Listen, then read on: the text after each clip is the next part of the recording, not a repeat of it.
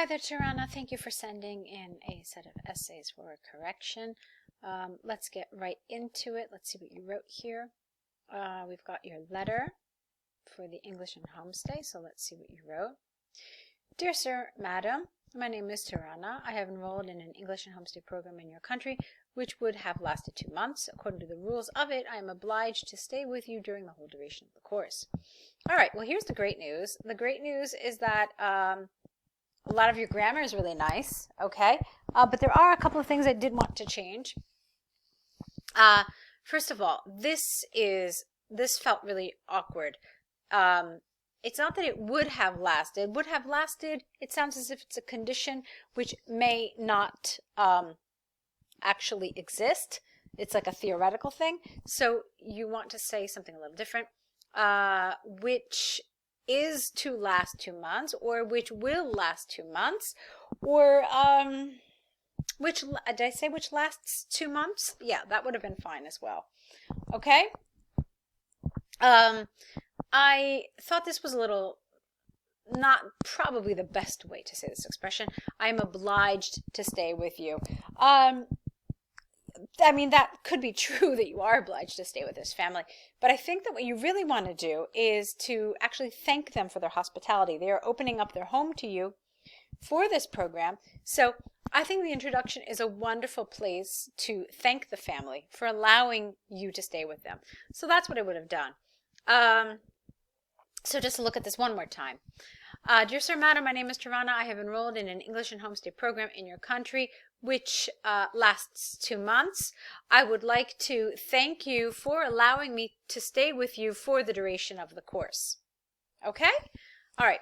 As a cautious person, I have some concerns about various issues in your country, so that it will be very kind of you if you reply to my questions in depth. All right, let's fix this a little bit in terms of grammar. I have some concerns about various issues in your country, so it would be very kind of you if you reply to my questions in depth. Okay, so this needed to be fixed up a little. This is a little awkward. I wonder about weather conditions in your town. So why don't we start off with a nice linker here, first of all. So you can say, firstly, I would like to know about the weather conditions in your town. Is it often rainy, windy, or sunny there, so I can take all relevant clothes with me? And this is a question, right? Look.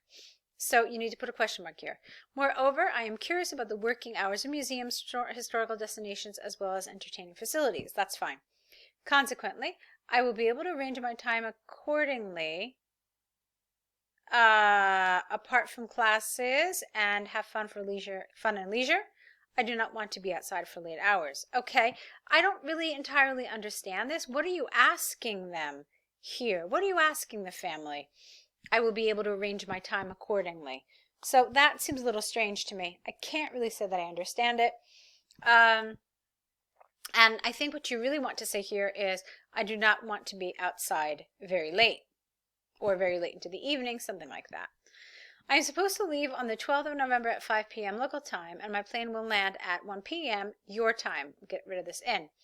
Could you be so kind as to pick me up at the airport?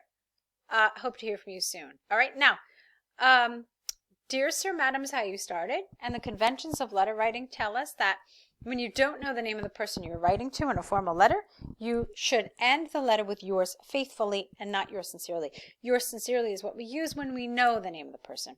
Also, this second word needs to be lowercase, not capitalized. All right, so a lot of this was fine. I do want to look at a couple of other things. You had several things that you needed to do in this letter, all right? And I think you did most of it, but I want to talk about the thing that you didn't really do.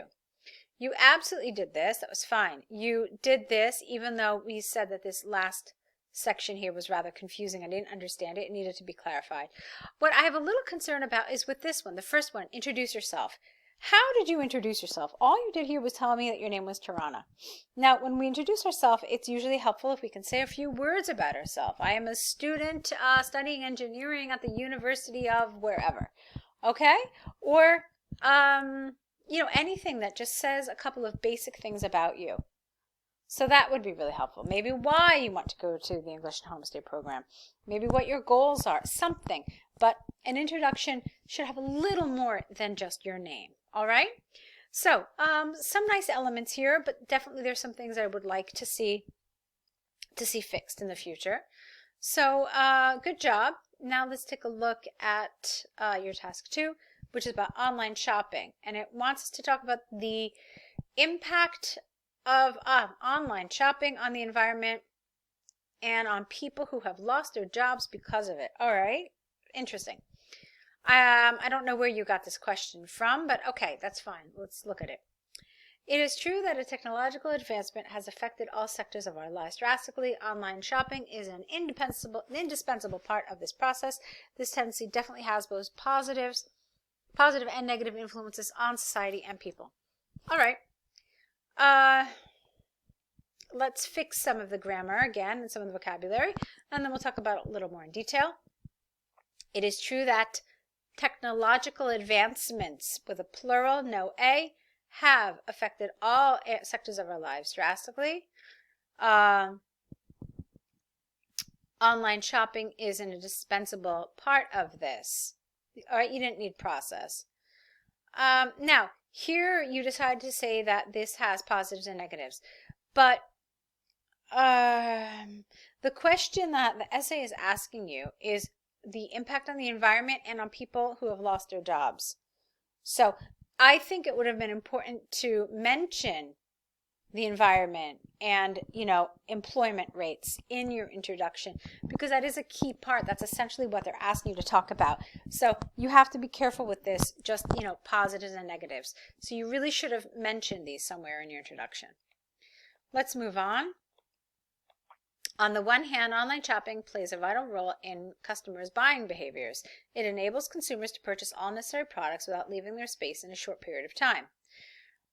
Okay. Moreover, it is a very beneficial method of shopping for employees who work long hours, get rid of the for, and housewives who have childcare and household responsibilities. Household is one word. For example, a young mother who has just given birth, get rid of the A, is in order to take care of her infant, is not able to leave him alone at home and go outside for shopping. By means of the recent innovation, she could select and buy a desirable item without leaving her comfort zone. Therefore, the number of people who prefer this type of shopping increases day by day. Okay, well, I like the structure of this, so that's good. You have some support for your ideas, but we do have to work on these a little bit, fix them in terms of grammar, in terms of vocabulary, and also to make sure that they create some nice cohesion here, all right? So, first of all, you said they don't have to leave their home. Then you said that employees and housewives, and now here I want to fix some of the grammar. For example, a young mother who has just given birth is not able to leave her infant alone at home in order to go outside shopping. By means of, you didn't have to say recent innovation. You could have just said online shopping. She could select and buy desirable items. Is it just one desirable item she's going to buy? Without leaving, and this was strange, comfort zone has a different meaning, so it doesn't belong here. So without leaving the comfort of her home, that would have been a very appropriate expression, okay? And then I wasn't really super happy with this expression because essentially you've only given us really one example of somebody who prefers this type of shopping. Young mothers, housewives, and so forth. It would have been also helpful if you had talked about employees, if you had said something about them as well, since you did mention them. It would have been nice if you had given an example about them. For let's see, something like you said for employees who work long hours, and then full stop. So many times these people cannot go to shops because of their work schedule.